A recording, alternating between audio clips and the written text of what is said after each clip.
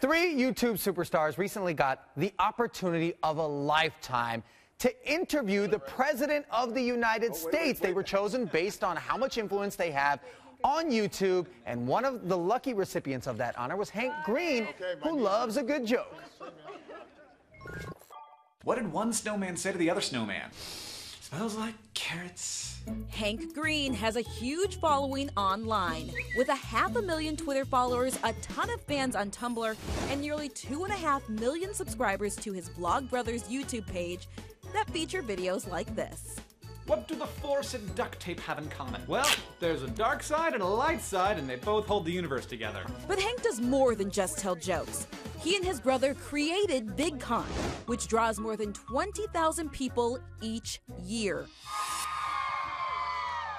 And that is something you hear a lot here at VidCon. Making this internet guy more than just an internet star. But for someone who has so much fun on YouTube, I gotta tell you, Hank asked some very serious questions. Take a listen to a part of his interview. We recently, implemented new sanctions against North Korea because of a cyber attack against us. And that was obviously a problematic cyber attack, but no one was physically hurt. Right. I was surprised to find that there were any sanctions that we could sanction that hadn't been sanctioned yet. How was there anything left? North Korea is the most isolated, the most sanctioned, the most cut-off nation on earth. And the kind of authoritarianism that exists there, you almost can't duplicate anywhere else. It's brutal and it's oppressive, and as a consequence, the country can't really even feed its own people. There aren't that many sanctions left. I mean, we keep on trying to ratchet it up a little bit higher.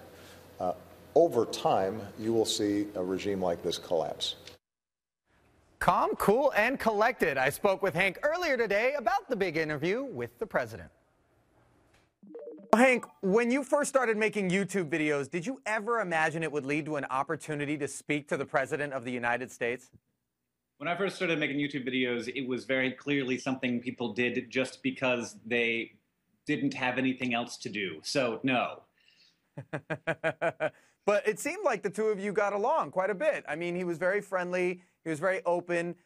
In fact, at one point, you showed a photo that he had signed, a very personal photo, I understand. What's the story behind that? Well, I have ulcerative colitis, which is an autoimmune disease, which is pretty expensive to manage. And I've been taking, my prescription drug bills for the last 10 years have been about $400 a month. And I couldn't get insurance because I had a pre-existing condition. And there's other medications that would control my disease more effectively that I just had never tried because they were more like $1,100 a month, which is just out of the realm of possibility. So I was able to get health insurance because of the Affordable Care Act. And I wanted to thank Obama for that. That's not really a traditional journalist move to be like, so personally on as a person, thanks for that. But I'm not a journalist, so I got to do that. It did feel a little bit more like the conversation was not so much like I wanted to go into it as a person and this is a conversation that the president is having with a citizen of his country, not so much as a journalist. I got to tell you, from this end, it was really refreshing. And in spite of the fact that you make your name sort of as a comedian on YouTube and you say you're not a journalist, I thought you asked some really pointed questions. And I'm curious, what stood out to you in the interview? Did anything surprise you? Were you particularly impressed by any of his responses? Well, I was really, kind of inspired. And I think that this is sort of what we have to think, that there is an opportunity to work forward, to work toward a better future in America. A lot of times I feel like, it's just people yelling at each other on TV and people yelling at each other on Twitter, people yelling at each other in Congress. But, when I asked about, whether Obama thought that some of his bigger ideas in the State of the Union could actually occur, I came out of the conversation thinking that, the conversation with Obama, thinking that some of them actually could, as long as, the American people want them to. Well, I can tell you we're all feeling very inspired as a result of your conversation. Thanks so much for the time, Hank.